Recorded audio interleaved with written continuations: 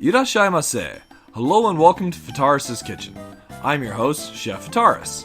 It's time once again for Shoot 'em Up Saturday, and on the menu for this Saturday, we've got the recent Steam release of Sora, a shoot 'em up by Japanese indie developer Orange Juice. So originally this title was released in Japan back in 2010 at Comiket 78. But now we have the Steam release in 2016. It came out earlier this week on January 8th, courtesy of Fruits Bats Factory. So Orange Juice has gone and developed a couple other shoot 'em ups, so if you're familiar with those ones, you might be kind of familiar with some of the systems that are involved. Specifically, Sugiri and Acceleration of Sugiri X have similar systems to this one, to the best of my knowledge. I actually haven't played those titles, so I'm not 100% certain on that, but at any rate, let's go and take a quick look at the configure menu on this one. So you have a couple options on screen mode you can go and play it in. Then there's window size, your aspect mode, hyper attack, standard, advanced, play guide. I'm not really sure how that goes and changes how the hyper attack goes and works. Your play guide, which I definitely need on as I'm still learning this title, sound effect, music, and controls. So basically most of those are set to default versus, except I'm running it in full screen rather than windowed mode. There are also some options for going and watching your replay, checking your records. Then there's the two main game modes. Story mode, which goes and lets you select which stage you want to go and play, and arcade mode, where you go through all the stages consecutively. And there's also the weapons mode screen to go and configure your weapons, although you can go and do this in the screen before you go and select your stage in story mode, not necessarily arcade mode. So there are a total of 23 separate weapons that you can go and earn through the game through either going and getting certain ranks on stages or by going and playing certain stages. Or there's also the ability to go and earn them just by playing the game enough times. So even if you're not doing that well, you will continue to unlock weapons and eventually unlock all the weapons. It just might take some time. So there's three weapon types: the main weapon, sub-weapon, and special weapon. You start with Rifle M, Bazooka, and Sword. I haven't unlocked any additional sub or special weapons yet, but as far as main, you've got your M rifle, which is what you go and start with, or Rifle M. Rifle C, which is a charge rifle, and that's the one that I like the best, and the one that I will be using for this run. And Rifle S, which is a spread rifle, which would probably be my choice, but for the fact that the spread is actually random, so it's not very easy to go and use. You might be going and trying to target enemies that are further away, and because of the way that the spread goes and randomly spreads out, you might just absolutely miss. And that's not acceptable in my mind, so we're going to go ahead and go with Rifle C. This is the one I've liked the best so far. And we'll be going and playing arcade, see how far we can go and make it. So what kind of taste does Sora go and have? Let's get cooking and find out. And we'll just be playing it on easy.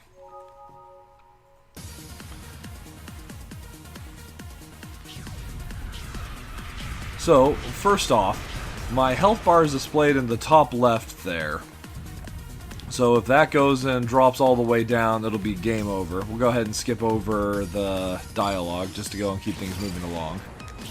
So the main way that the game goes and works is it uses a lock-on system, where you can go and lock on to enemies. It goes and does it automatically for you, or you can go and specifically choose your targets by going and pressing a lock-on button and direction towards the enemy that you wish to go and lock on.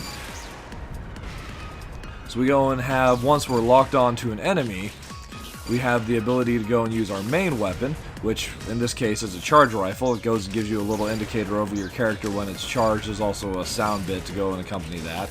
Or I can go and just tap fire it for not as powerful of a shot, but it still goes and is effective enough to go and get the job done.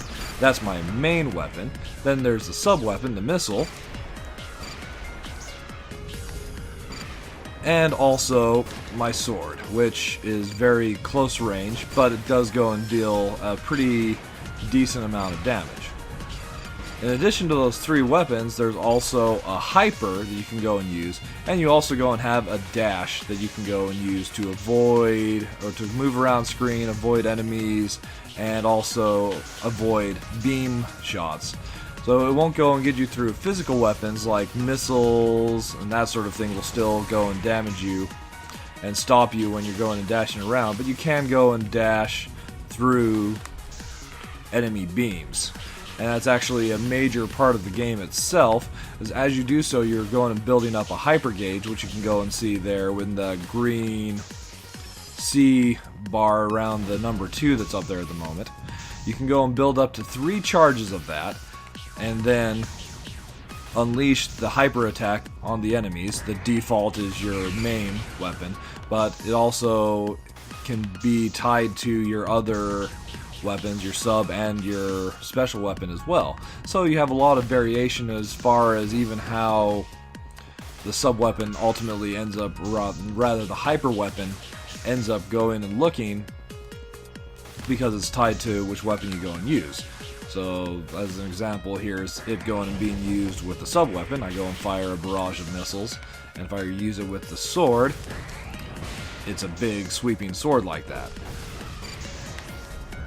So that's a really neat system there. Another system that exists in the game itself, and is not something that I've been able to go and really make good use of, is the movement cancel. So after you go and fire a weapon, there's a brief second where you're immobilized, but if you can cancel out of that by either going and immediately firing one of your other weapons. So in the case of the charge, I can go and cancel out of my movement or my stalled frames if I go and use the dash. And if I go and pull it off correctly, you can go and see that it'll go and say cancel right afterwards. So even though you're immobile for a second, if you're really good with your timing, you can go and continue to move around and potentially go and avoid damage, or dash through enemy bullets to go and build up the hypermeter. You probably want to go and actually be doing a combination of all of these things.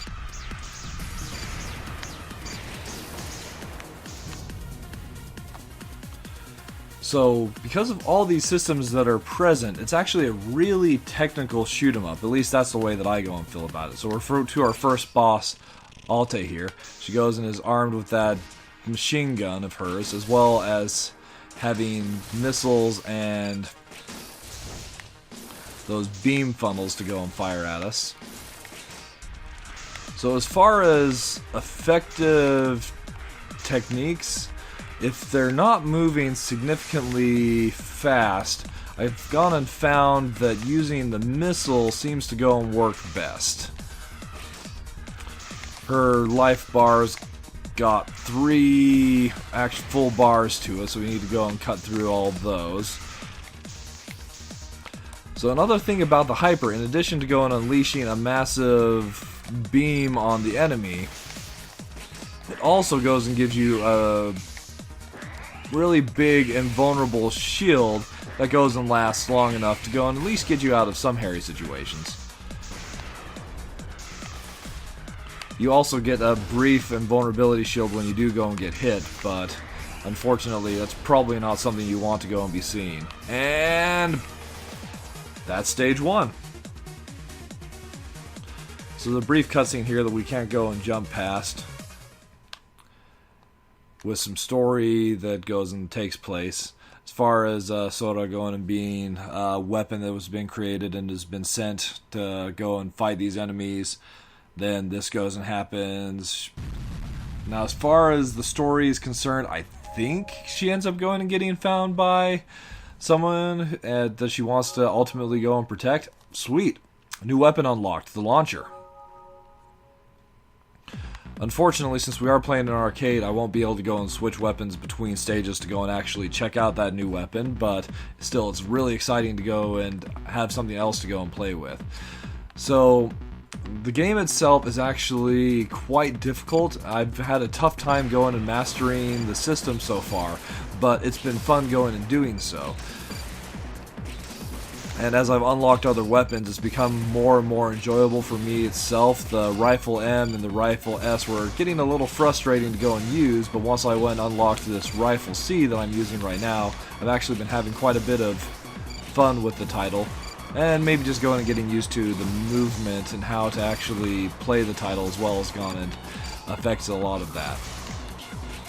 So that being the case, if you're going and looking for a title that's not really a bullet hell, then it has some fun technical systems with movement, and you are okay with cancel mechanics and that sort of sometimes wonky lock-on as well, I would go and recommend giving this one a try. It's only $9 regularly on Steam, and for opening week sale, it's 10% off. It's not without its flaws, and I'll discuss one here with this boss. So the lock-on, which is fundamental to being able to go and attack your enemies, does go and have one major flaw to it in my mind. So an enemy like this that's going and scrolling itself off of the stage on one side of the screen, if he goes and scrolls the lock-on reticule off of the side of the screen, it'll go and lose its lock. So you might go and be firing shots and then suddenly not be shooting at the enemy at all. And that's kind of a problem. But it's only gone and come up in a couple instances, so not the end of the world by any stretch of the imagination. Just one minor complaint that I've had about the title so far.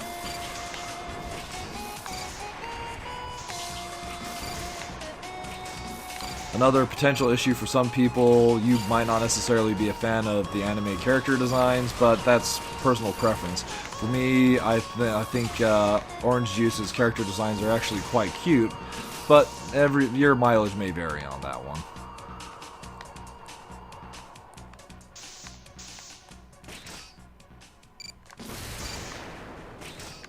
So we're almost done with stage 2.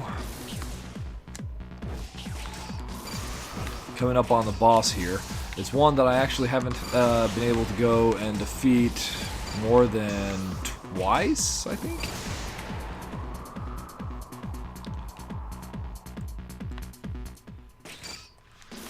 Tish. One reason why this boss is actually so difficult is when the boss turns blue and is going and firing out those beams most of the time. It's not actually possible to go and directly lock on to them, so, you know, if you can't actually lock onto the enemy and easily target them, it does become quite a problem to hit the enemy. Should probably have saved those hypers for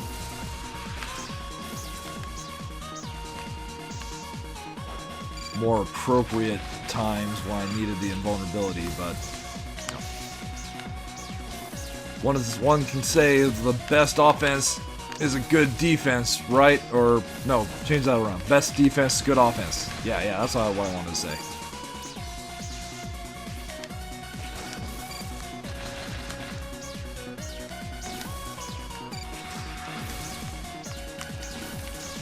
This fight's going alright.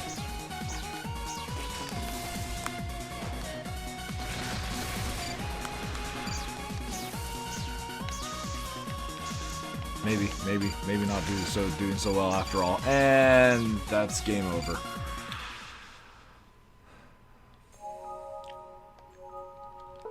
Alright, well, that is Sora. Available on Steam.